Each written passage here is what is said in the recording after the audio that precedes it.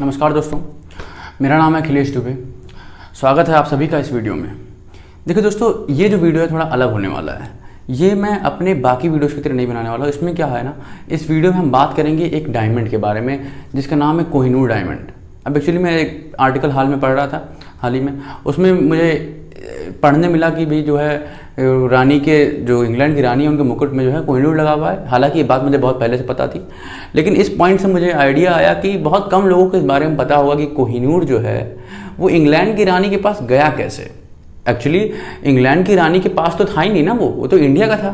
तो इंडिया में ऐसे कैसा प्रोसेस हुआ कि वो इंग्लैंड की रानी के पास पहुंचा।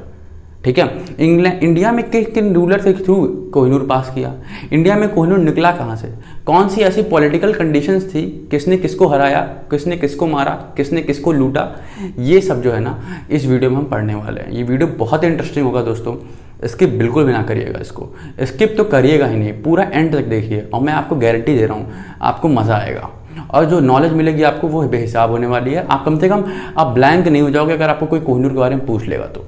समझ रहे हो? तो कोहिनूर के बारे में आपको पता होना जरूरी इसलिए भी है क्योंकि आपको ये तो पता है ना कि रानी के सिर पे है इंग्लैंड के, लेकिन कैसे है, क्यों है, वो नहीं पता आपको। तो वही चीज़ें यहाँ से मैं आपको बिल्कुल ही क्लियर कर देने वाला हूँ। आप बस मेरे साथ बने रहिए वीडियो के अंत तक, ठीक है। तो भैया देखो, कोहिनूर जो है ये हीरा बहुत पहले का है। ये ऐसा नहीं कि 100-200 साल पहले का, नहीं, ये हीरा भैया 5000 साल पहले का है। ठीक, कितने, 5000 साल पहले। अभी 2020 चल रहा है, यानी कि जीसस क्राइस्ट के बर्थ के 2000 साल हो चुके हैं। ठीक है, 2020 साल हो चुके हैं और उसके पहले भी 3000 साल आप ले लीजिए, यानी कि आपको जाना पड़ेगा बिफोर कॉमन एरा वाले टाइम पे। ठीक है, तो बहुत पहले का ये, बहुत ही प्राचीन हीरा है ये, इसलिए कोहिनूर डायमंड जो है बहुत 500 ईयर्स अगो पहले पाया गया था। अब जो जहाँ से पाया गया था उसके बारे में कोई एग्जैक्ट सोर्स हम नहीं बोल सकते कि 100% यही से पाया गया था, लेकिन जो मेजॉरिटी ऑफ सोर्सेज जो बोलते हैं वो ये बोलते हैं कि जो आज का आंध्र प्रदेश है ना, सदर्न इंडिया में हमारा, वो आंध्र प्रदेश में एक डिस्ट्रिक्ट हुआ करता था गुंटूर नाम का। और गुंटूर नाम के डिस्ट्रिक्ट में एक माइन था जिसका नाम था कोलुरु, यहाँ मैंने लिखा भी है कोलुर माइन। ठीक है, तो कोलुर माइन में पाया गया था ये जो है डायमंड जिसका नाम था कोहिनूर। अब इस डायमंड की खास बात क्या, ये तब से काफ़ी सालों तक, लगभग 2 से 3 हज़ार सालों तक इसके बारे में हमें कुछ नहीं पता। 2 से 3 भी ना बोलिए, 4000 सालों तक इसके बारे में हमें कुछ नहीं पता ये किन किन रूलर के थ्रू गुजरा। लेकिन 1300 AD के बाद से हमें इसके पोजेशन के नॉलेज के बारे में पता लगना चालू हो जाता है कि 1300 AD के बाद से किन किन राजाओं के थ्रू ये गया। तो बात करें अगर हम 1304 AD की दोस्तों, तो 1304 AD में क्या होता है ना कि 1304 AD से लेकर के 1306 AD तक जो मालवा के राजा थे उनके पास कोहिनूर डायमंड रहता है। अब 1306 AD आ गया, 1306 AD के बाद किसके हाथ में चला गया ये, तो दोस्तों उस टाइम पे एक फेमस अंपायर था जिसका नाम था काकतीय अंपायर। तो काकतीय अंपायर में एक मूर्ति थी देवी माँ की। ठीक है, उस देवी माँ की मूर्ति में जो है ना कोहिनूर डायमंड को काकतीय अंपायर के रूलर्स ने लगा दिया था, फिट कर दिया था आँख में, मूर्ति की आँख में। तो देवी माँ की मूर्ति की आंख में कोहिनूर डायमंड फिट कर दिया। अब हुआ क्या दोस्तों कि 1306 के बाद काकतीय अंपायर के हाथ में कोहिनूर आया। अब कोहिनूर डायमंड काकतीय अंपायर में कहाँ फिट किया गया, देवी माँ की आंख में। अब वो जो देवी माँ की आंख में फिट किया गया कोहिनूर डायमंड, इसमें हो जाता है अब लूटपाट। कैसे होता है भाई, तो 1323 की अगर हम बात करें दोस्तों, 1323 AD की, 1323 AD की बात करें हम लोग, और 1323 AD के बाद से 1339 AD तक दिल्ली सल्तनत पावर में रहता है। ठीक है, तो वहाँ पर एक सुल्तान रहता है जिसका नाम था अलाउद्दीन खिलजी। तो अलाउद्दीन खिलजी ने क्या बोला दिल्ली सल्तनत के अपने एक सर्वेंट को बोला जिसका नाम था यहाँ पे मलिक काफुर। देखिए मैंने नाम लिखा है मलिक काफुर। मलिक काफुर को बोला कि जाओ सदर्न इंडिया पे इन्वेजन मारो। तो मलिक काफुर सदर्न इंडिया गया, दक्षिणी भारत गया और वहाँ पे इन्वेजन करता है, खूब लूटपाट मचाता है, वहाँ से काफ़ी धन इकट्ठा करके लेके जाता है अलाउद्दीन खिलजी के पास। लेकिन एक चीज़ नोटिस करने वाली ये है कि ये जो मलिक काफुर था, इसको देवी माँ की मूर्ति दिखी, उसके अंदर वो इम्प्रेसिव डायमंड जो कि जिसने उसकी आंखों को कैप्चर कर लिया बिल्कुल अपने अंदर, वो दिखा। तो इसने क्या किया, वो डायमंड चोरी कर लिया वहाँ से, उसको भी लूट लिया और लेके चला गया कहाँ, अपने आका अलाउद्दीन खिलजी के पास दोस्तों। तो अब अलाउद्दीन खिलजी के पास क्या आ जाता है, कोहिनूर डायमंड आ जाता है। अलाउद्दीन खिलजी के बाद मोहम्मद बिन तुगलक के पास ये आ जाता है कोहिनूर डायमंड। अब मोहम्मद बिन तुगलक के पास बाद ये आ जाता है इब्राहिम लोदी के हाथ में, जो कि दिल्ली सल्तनत का आखिरी गद्दी पे बैठा हुआ रूलर था। अब आपको पता है कि इब्राहिम लोदी जब दिल्ली सल्तनत में रूल कर रहा था, तब 1526 में नॉर्थ वेस्टर्न साइड से बाबर ने क्या कर दिया, इन्वेजन कर दिया इंडिया में। और पानीपत में लड़ाई होती है, first battle of Panipat between Babur and Ibrahim Lodi. तो बाबर और इब्राहिम लोदी के बीच में जब पानीपत का पहला बैटल होता है दोस्तों, आपको पता है कि इब्राहिम लोदी उसमें हार जाता है। इब्राहिम लोदी जैसे ही हारता है तो बाबर ने क्या कर दिया, अपना मुगल एम्पायर यहाँ पे स्टैब्लिश कर दिया और दिल्ली सल्तनत खत्म हो गई। तो बाबर के जैसे ही मुगल एस्टेब्लिशमेंट की, यहाँ पे मुगल एम्पायर की एस्टेब्लिशमेंट की, तो अब कोहिनूर किसके हाथ में चला जाएगा, बाबर के हाथ में जाएगा ऑफ कोर्स, क्योंकि बाबर ही जीता है यहाँ पे, तो बाबर के हाथ में गया कोहिनूर। अब यहाँ पर एक और चीज़ नोटिस करने वाली है कि यहाँ से मुगलों के अंदर ही चलता रहता है, सर्कुलेट होता रहता है ये कोहिनूर डायमंड, यानी कि बाबर के बाद आ जाएगा हुमायूं के पास, हुमायूं के बाद आ जाएगा अकबर के पास, अकबर के बाद आ जाएगा जहांगीर के पास, जहांगीर के बाद आ जाएगा ये शाहजहां के पास।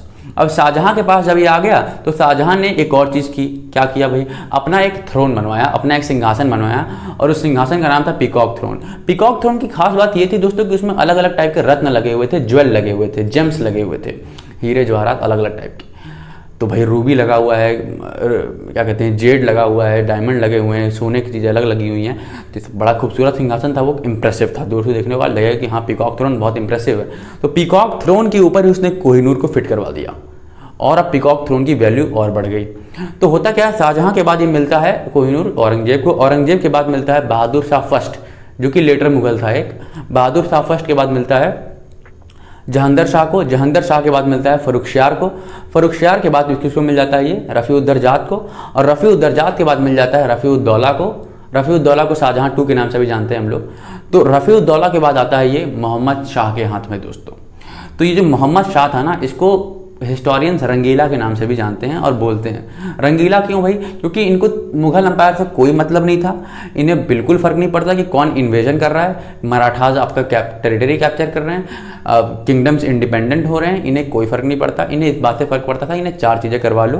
पहली चीज़ भाई, इनसे आप जो है शराब पिलवा लो, हुक्का फुकवा लो, नशे करवा लो अलग अलग टाइप के। इनको आप, ये लड़कियों को नचवाने में बड़े शौकीन थे, लड़कियों के साथ सेक्स करना और नोबल्स के साथ छोटी छोटी बातें करना। इन्होंने मेरी कटर छील दी, इन्होंने मेरी इरेजर चोरी कर ली, इन्होंने मेरी पेंसिल छील दी, यही सब इस टाइप की पॉलिटिक्स से करते थे, जिसकी वजह से ये कभी एबल एडमिनिस्ट्रेटर, एबल एम्परर नहीं बन पाए। इनएफिशिएंट इनकी एडमिनिस्ट्रेशन थी, जिसकी वजह से क्या था, उस टाइम का पर्शियन एम्परर जो कि नॉर्थ वेस्ट में बैठा हुआ था और इंतजार लगा के देख रहा था कि कब मैं दिल्ली पे हमला बोलूँ, तो वो नॉर्थ वेस्ट से हमला बोल देता है 1739 में मोहम्मद शाह के टाइम पे।